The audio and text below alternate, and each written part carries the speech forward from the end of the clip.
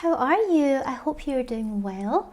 It feels like I haven't been here in a while, but I think it's only been a week or something, but I don't really have much concept of time. But anyway, I thought we could take a look at dating over 30 today, get ourselves some dating advice or give some dating advice. So let's see what is here. 34 male profile review, decided to delete Tinder and try Bumble. Since this person is asking for a review rather than just randomly posting someone else's profile, maybe this will be more interesting than what we've had in like the Tinder subreddits. So this 34-year-old male says, "Hey all, thank you." Okay, because it's been an update. "Thank you for your profile review from a week ago." Okay, so it's a different post. "I decided to delete Tinder as apparently it's an app for one-night stands, not necessarily, and switched to Bumble. I changed some of the pictures and I definitely changed the bio. Thank you all for opening my eyes. I deleted the shirtless pictures, deleted the number of countries I visited, my master's degrees, changed the lawyer to legal field, and deleted the ex-model thing." That's interesting. Here's my profile on Bumble. Any comments? But here's the kicker. "I started swiping and I swiped all of them in under 5 minutes. I think there are at most 80 profiles on Bumble." Wow. Where is this person? Because that's not many. "So I think I'll just be going back to Tinder, or I will just delete all the apps together and be happy being single and traveling solo. P.S. to everyone saying to join any volleyball club or other group, I already am in different organizations, but there are no single women at all. Most of them are in long-term relationships, etc. P.S. number 2, if you want to see me getting ripped apart during the previous review." Excellent. This is what I want to see. So I want to see like what the profile was like originally and then what it's like now. So let's see. Let's not read it. Let's just judge for a laugh. Oh no, where is it? Oh, link removed. Oh, but I think we get some of the gist of the situation. So he'd had shirtless pictures, which comes across a little bit fuckboy. Deleted the number of countries they visited, which seems a little bit elitist. Similar with the master's degrees. And the ex-model thing also seems a bit fuckboy.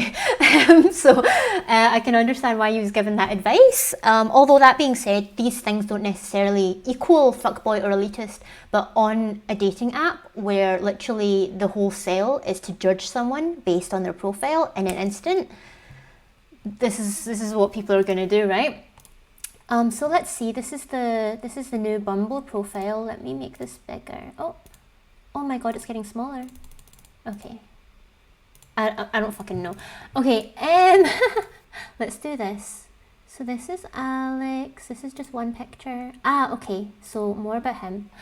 About me, I'd love to find someone who enjoys talking for hours, exploring the world together. Next on my bucket list is Japan. Why is it always Japan? I feel like people that put these I want to travel to next places is always Japan or maybe like Thailand.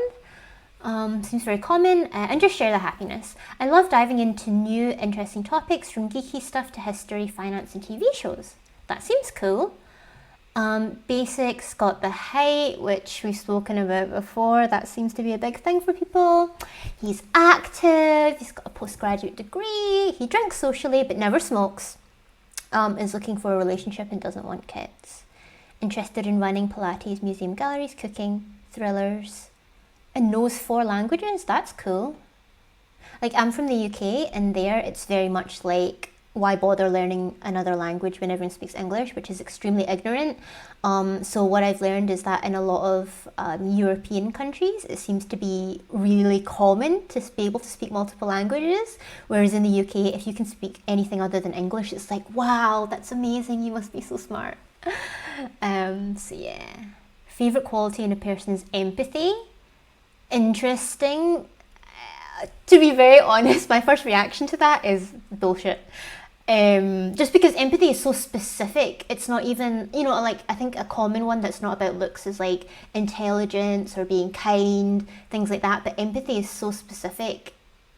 It could very well be true, but it comes across as a little bit like I'm trying to be different and try hard. In my personal opinion, again, just from a snap judgment, not actually knowing people at all. I will never shut up about anything and everything you pick the subject. Okay. I mean, in a way, it's good, that the person is chatty and they can hold a conversation, but it might also mean that they're overbearing in a conversation and you can't get a word in edgewise. Not necessarily, but you know. Like I didn't really look at the pictures. This picture is okay. This picture he looks completely different in, so in a way it's good that he has both, because then like if you meet in person and he looks more like one picture than the other, then you're not going to be so surprised. This one doesn't really show his face at all. It says, "I like turtles, big ass fucking turtles." I don't know, is this a turtle? I'm wondering, is this a turtle in the natural habitat? Is this turtle happy and healthy? Or is it like one of these animal tourism situations where, you know, you take a picture with a wild tiger or something like that, you know? Because it's not showing the face, it's not showing anything social, it seems to be very much about the animal.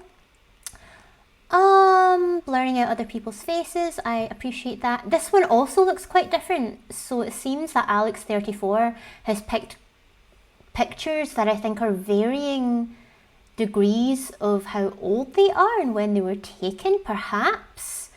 So I would maybe watch that. Also, pictures with sunglasses don't tend to be the best because then you can't see the person's eyes, which can reveal a lot to a lot of people.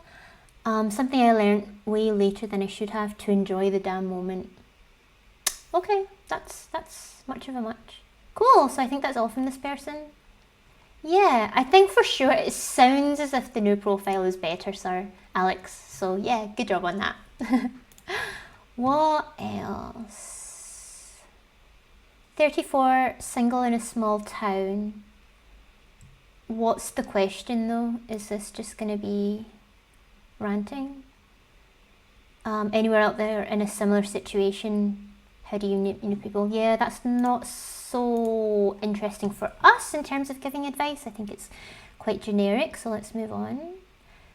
Me and my partner of 8 months and timeliness. Ooh, interesting, and I think something that's newer to what we've discussed. So I am a 34-year-old female and my partner of 8 months is a 33-year-old male, and the question is about timeliness.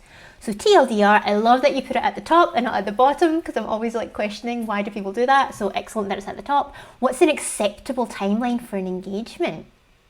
I've always believed a year, especially after 30, was acceptable. I think that's really fast. I haven't even lived with the person by 1 year. I mean, I say I haven't even, but I guess a lot of people, you know, in the olden times wouldn't even move in with each other until they were actually married, because that wouldn't be allowed. It would be like living in sin. Whereas for me, I for sure would want to live with the person before I committed to them for my entire life, you know, because you find out things about people when you live with them and it's a different dynamic. Anyway, I've always believed a year, especially after 30, was acceptable. I am dating, I'm dating for marriage, not casual companionship. I really love my partner. However, he seems to think we should be dating for years before moving in and should move in before getting engaged. Okay, so I'm of a similar opinion. I would like to get engaged before moving in with him. I've made this clear as I don't want to be taken advantage of like I have in the past. A bit of elaboration would have been useful there. Maybe it's like she ends up paying for most of the bills or ends up doing most of the housework or something. But then if that's the case where you're being taken advantage of, why would you want to be engaged to this person in the first place? I don't really get that. Anyway, I also am feeling the reality of getting older and wanting to start a family at age 34. For the family thing, I get biological clock and all that. He doesn't seem to be so concerned. How can we start planning our lives together without coming to an agreement on such a simple thing? It seems to be the big issue that comes up occasionally. It makes me nervous. It makes my nervous system feel unsafe. Are all men like this, or am I dating the wrong one? I do love all of his friends and family. It's not about men. I think it's just about a difference in opinion. I'm very much in agreement with the partner here, or the boyfriend. How long have you actually been together in the first place? Because to me, it seems as if maybe, I mean, you're basically saying, I want to marry you right now. I'm ready to get married. We should get engaged and then we'll move in together and then we'll get married. But it could very well be that your partner's like, whoa, I don't even know if I want to spend the rest of my life with you. Never mind how it's going to be like living with you. So like, how can I let you know? that no, I'm absolutely not going to be getting engaged with you in the foreseeable future. And even if and when I feel like, we are going to be serious long-term partners, I want to live with you first and see what that's like. I don't think that's unreasonable at all. As I say, for me, at the 1 year mark, wouldn't even have probably moved in with the person. I think with the first person I lived with, I'd probably been with them around 2 years. The second person I lived with, that was a blurry line because they just sort of ended up somehow spending most of the time at mine. And then at some point I'd said, look, I'm not good at these things. I don't know when the right time is. You already have a key. So if and when you feel like we're ready to live together, you can just let me know. And then literally one day when I got home, they were washing the dishes and I gave them a hug, hello. And they literally said to me, oh, by the way, I moved all my stuff in and gave the key back today. So now we live together. I was like, oh, okay. So I didn't even get told in advance, which it sounds weird, it sounds funny, but for us at the time, it just totally worked and it felt a lot more natural to us. So in this situation, like, I don't think it makes sense to try and force something artificially, especially if you have different opinions on that. I think what we might be seeing here is not necessarily a disagreement on timelines, but a disagreement on wants, desires, and also readiness. It may very well be the case that the partner would be more would want to do these things sooner in terms of getting engaged, moving in together, having kids, if they felt more sure about the future and the relationship in terms of knowing already that they want to spend the rest of their lives with OP. But if you don't, then obviously you're not just going to say, okay, if we've been dating for a year, automatically that means we should get engaged. That's not realistic. That's not how relationships work. Some move faster, some move slower. Even for ones that are for marriage and not for casual companionship. And this thing about liking his friends and family is irrelevant. I would absolutely not marry or not marry someone just because of their friends and family. So I'm not really sure why OP included that, but no, absolutely not just a man thing. Definitely not meaning that you're dating the wrong person based on this.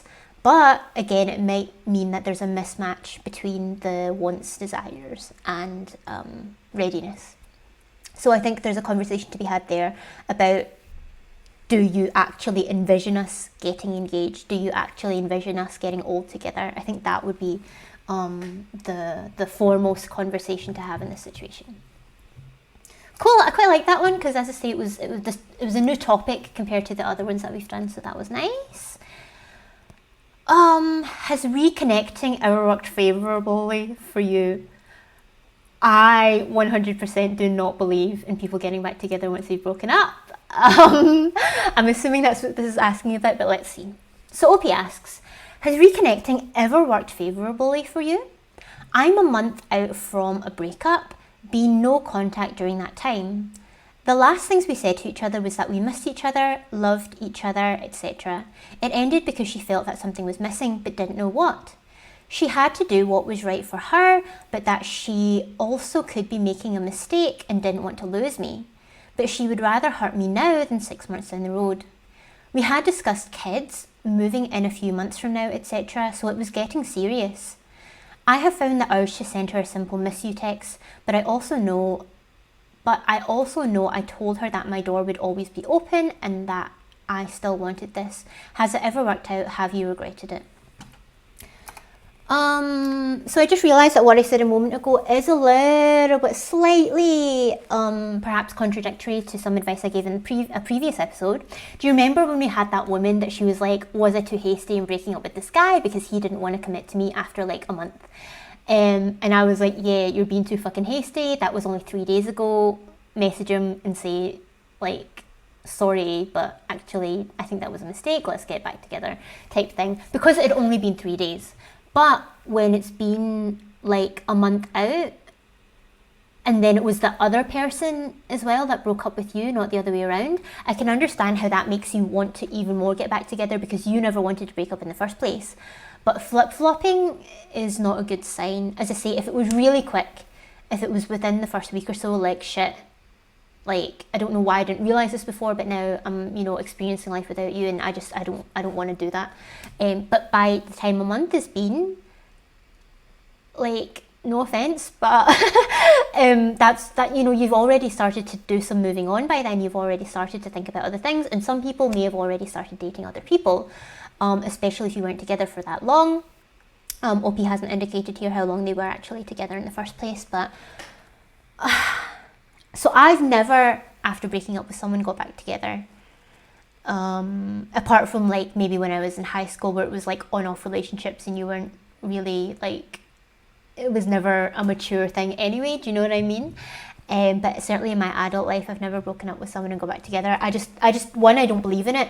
Two, that's not how my brain works.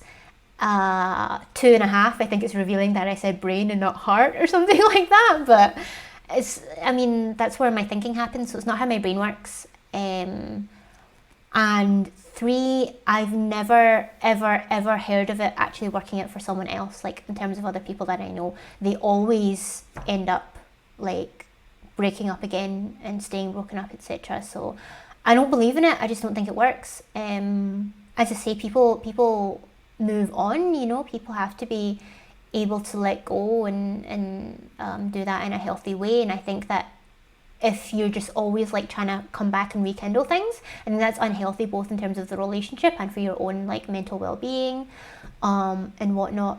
I've never ever seen it work. Like, there was a reason that you broke up, you know what I mean? And unless you realize that, as I say, very, very quickly, that it was a mistake, I just don't think it's going to be good. And if you are in the situation that OP is in, where you didn't want to break up, it was the other person that broke up with you, you're at additional risk of being, like, messed around, basically, and, you know, having your little heartstrings pulled, and, you know, not being in a good situation, always sort of, like, being dropped and picked up again at will. So no, I don't believe in it.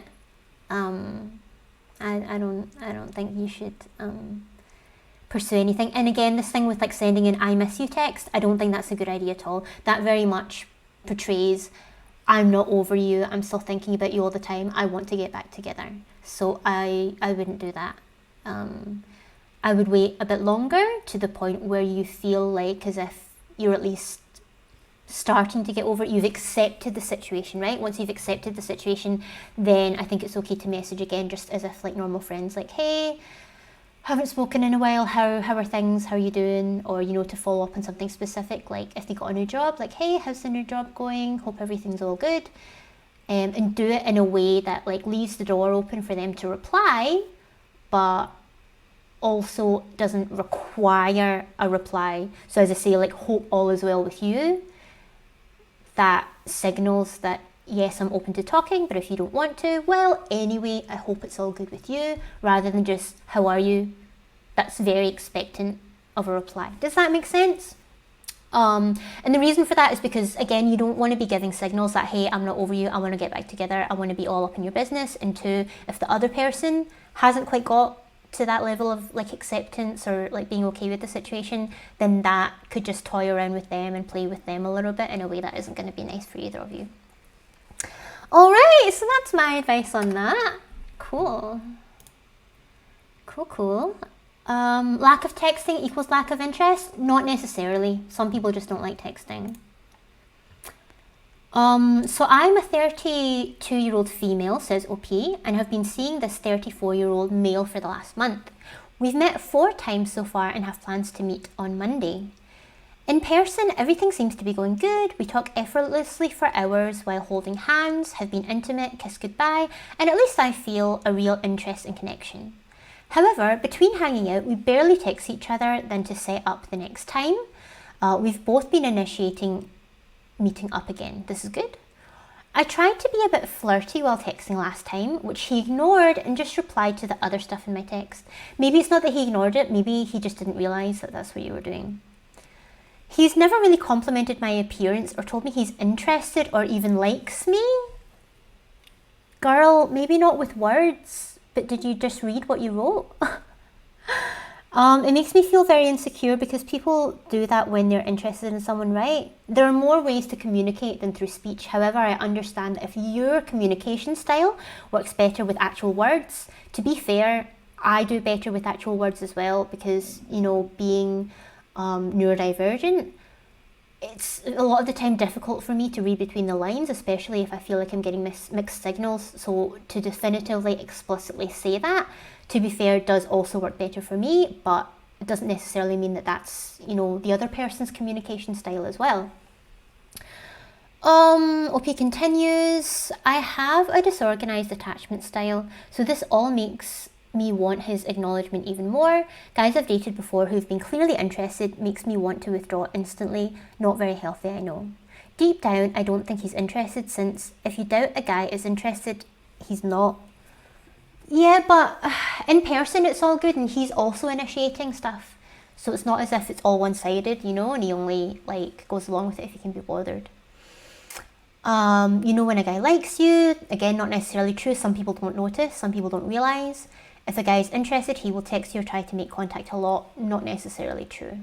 I just don't know if I should try to talk to him, and how do I even approach the subject? I know a month is not very long, but still probably long enough to know if you have any sort of interest.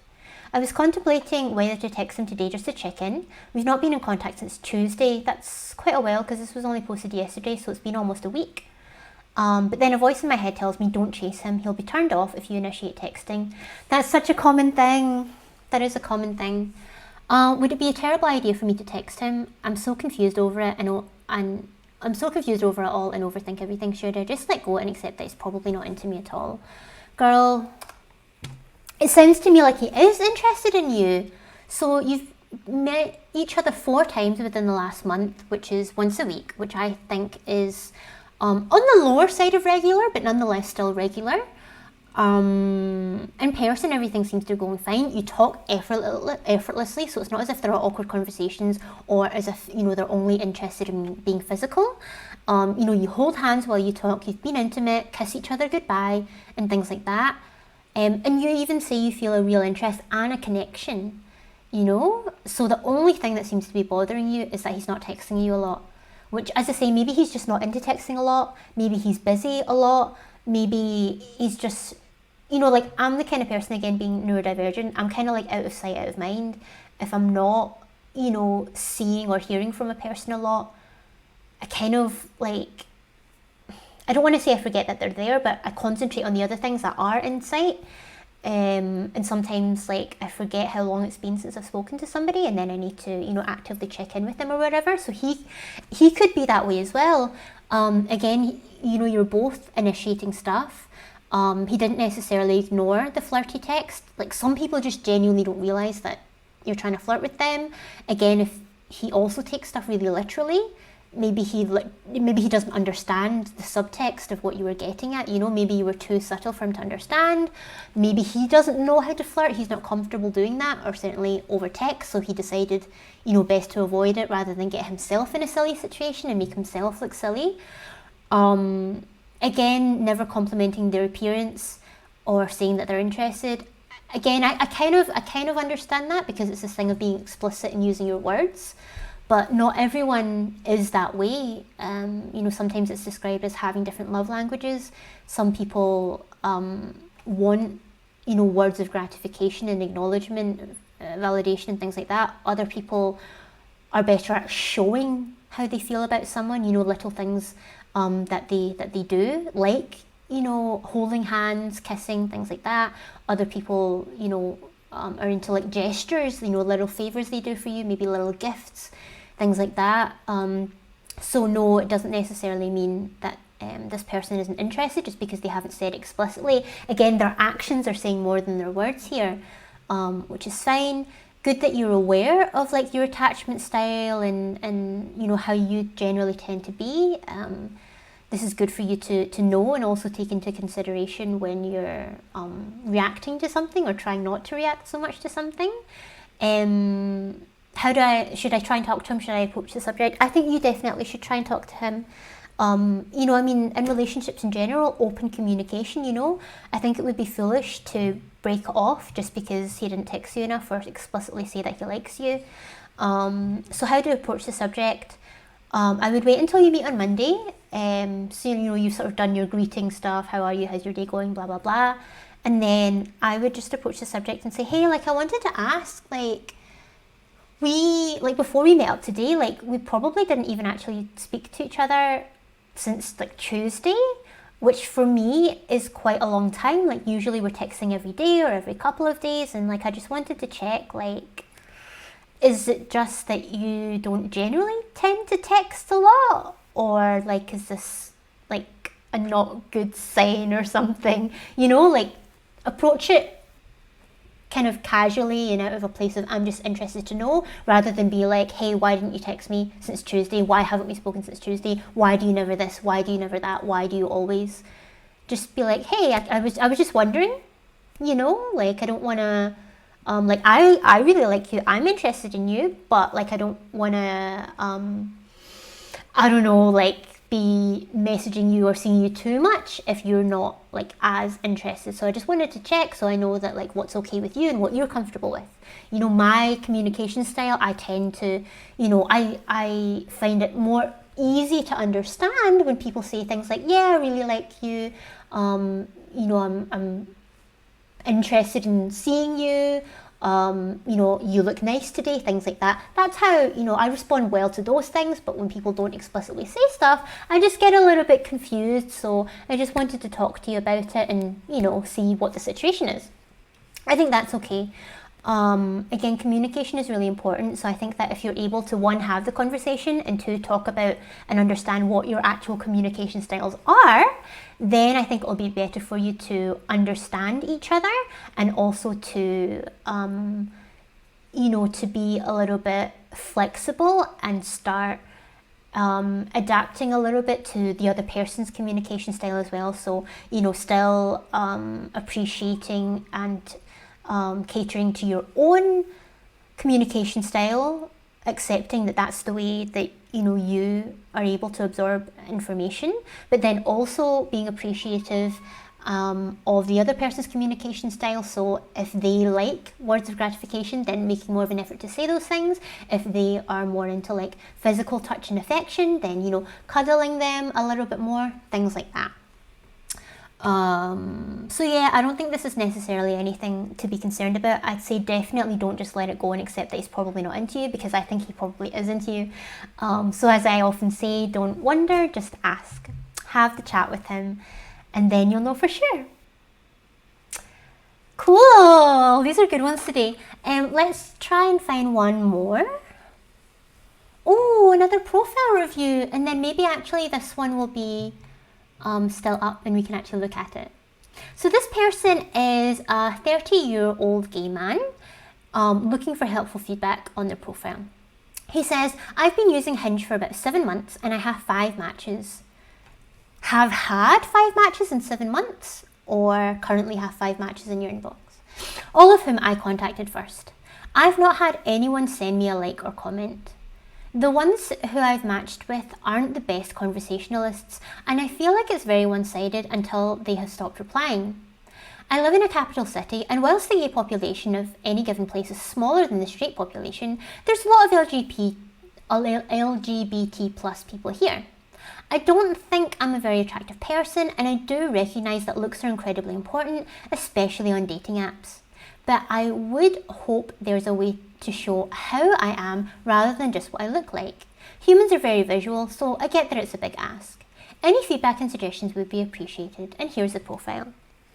Before we take a look at the profile, again, I'm wondering about whether it's 5 matches in total or just 5 matches currently in the inbox, because when I was on apps, I would regularly go through my inbox and delete stuff, either people who, like, we never talked to, or, like, the conversation fizzled out, or that I didn't like the way the conversation was going.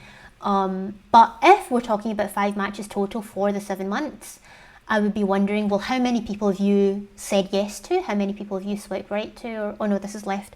How many people have you expressed interest in? Because if you've only expressed interest in, like, 7 people, that's fantastic. But if you expressed interest in 500 people, that's not such a good ratio. Also, yes, these apps are all initially, again, about this first reaction and the physical appearance, what that's going to be like. So it's a shame that you don't see yourself as a very attractive person. I think there's someone for everyone, you know, no matter how you are or what you look like, there's always going to be someone who finds that attractive. But yeah, I think it's always good, no matter how physically attractive you are to other people. I think it's always good to show how you are as well, not just what you look like. That being said, I think that if someone thinks looks are important, they're going to find looks important whether they realise what you actually look like on the app or in person. Whereas if someone is like, not so fussed, then they're going to be not so fussed. So just a note on that, like we talked about it before when someone had said, like, why do people hide that they're overweight on their profiles? I think it's similar to that. Like, if it's a big deal for them, it's going to be a big deal for them regardless of when they find that information out. Let's look at the profile. Ooh, haven't done this. You're using he, him, his pronouns. Cool. I don't think this person is necessarily not attractive. Again, I think there's always someone for everyone, and equally, just because someone is generally found to be attractive or popularly attractive, mainstream, conventionally attractive, whatever, there's always someone else who's going to find them not attractive, and equally people who generally are not found to be attractive, there's always going to be someone who is attracted to that. So I don't think you're unattractive person. It's a shame that you think that, but anyway. We'll get along if you're into galleries, gigs, museums, and obscure places of interest. That's cool. Let's grab a drink and see if we can make each other laugh or catch a drag or cabaret show. That's awesome. I like that. I think that's cool. So this person is a designer. Here we go, 5'5". I've said this in the past. I don't get the whole height thing, but a lot of people are really caught up about the height. So even though I would say this is around the average range for a man, again, it depends on other factors as well, including the location. But it could be that the height is putting some people off. Atheist, other, I don't know what this sign is for other, I don't know what that represents. Looking for a long-term relationship, taking things as they come, but ultimately looking for something substantial, which I think is fair enough, and into monogamy. Those things might put people off, maybe if someone is just looking for something casual, or what I noticed when I was on apps the last time, more and more people are poly now, so maybe that has an impact. I think that's a cute picture. I think that's sweet. It kind of shows, in the background here that, you're getting out and about in the sun. Got a sweet little pose. It's obviously someone else taking the picture, so you have at least one friend. And yeah, then another picture showing from a different angle this time. I appreciate that, a different angle. What might also be nice is a full-length picture. Some people like that, and maybe that also shows a little bit more about your dress sense and things like that, which, could be important to some people or could reveal some stuff to people. Eric is the person's name. A life goal of mine is to buy a house or flat with enough space to keep a bedroom and workspace separate, maybe even with a garden. I'll settle for something more realistic though, like bringing the dinosaurs back, priority to the Triceratops. I like that. That's got a bit of a sense of humour, a good indication of this person's life goals, but also that, they're realistic and they're not aiming for stuff that's out of their range, or that they're willing to, they're willing to adapt and be flexible. I think that's cool. That's a cool picture, like a kind of candid shot. It looks a little bit posed, but that could have just been like in the moment of when that happened. But I like candid shots. I think they're cool. To me, relaxation is watching a film with the big light off. The big light. I see stuff like that too.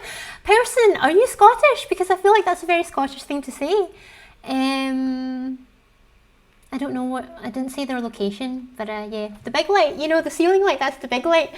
And the candles on, listening to country music, sorry. Or curled up with a book and a cat. Tell me what you're reading or the last film you watched. Shows interest in the other person. I'm interested in these things. What about you? I think that's cool. Little thinky think picture. Something a little bit different there. Not much of a much. I could go with or leave that one, to be honest, but again, showing it from a different angle, different lighting, so that's cool. Showing with some more friends. This one seems to be the same day as one of the other pictures, possibly, just because of the shirt. Oh no, I'm tripping. I'm making that up. I thought I'd seen that shirt before. I could take or leave this picture as well, to be honest. I think out of all of the pictures, this is the one that I like the least. I think for people who are interested in height, this indicates more what your height is, so that maybe stresses that for the people who didn't notice. It looks like there's something on top of your head as well. Like, that's obviously just because of the background or the lighting, but it looks like there's something on your head. Which, yeah, I think take that picture out. It kind of confuses me more than anything else. But in general, I think this is a good profile. I like this. As I say, I think maybe add in a full body picture. I think that would be cool. Same comment regarding the sunglasses. I generally wouldn't recommend pictures with sunglasses, also in this last one here. This one I would make an exception for because it's obviously a sunny day and the rest of the picture is cute, whereas the other ones I'm not sure how much value that they add. But yeah, I like this profile. I think it's good. So as I say, the things that I think could be putting people off is unfortunately the height. It could be the number of people that you're actually saying yes to in the first place. In terms of initiating contact, I think a lot of people are incredibly lazy, so unfortunately that's just something that you're going to have to put up with. People being poor conversationalists, I agree. I think that happens a lot. Like, people don't even fucking realise that you're supposed to talk on these apps. I would say you're probably not compatible with those people anyway, because who wants to be the one like making all the effort in a conversation anyway? That's going to be extremely boring. But yeah, and then also the long-term relationship and monogamy thing could be putting people off as well. Just depends again what people are looking for, really. But yeah, cool. I think that was a good one. What about you? Did you enjoy this episode? I think it was cool as well that we had 2 profile reviews here because we've never had that before. I was expecting that to be in the Tinder subreddits, but they were just all like posting random screenshots of other people's profiles. That didn't make any sense. So this is cool. I enjoyed this. I hope that you did too. If you're interested in some more dating advice from me, then you can check out one of these videos. Thank you so much for joining me. I do hope that you have a lovely day, and I will see you again next time. Bye. Bye-bye. Bye. Bye. Bye.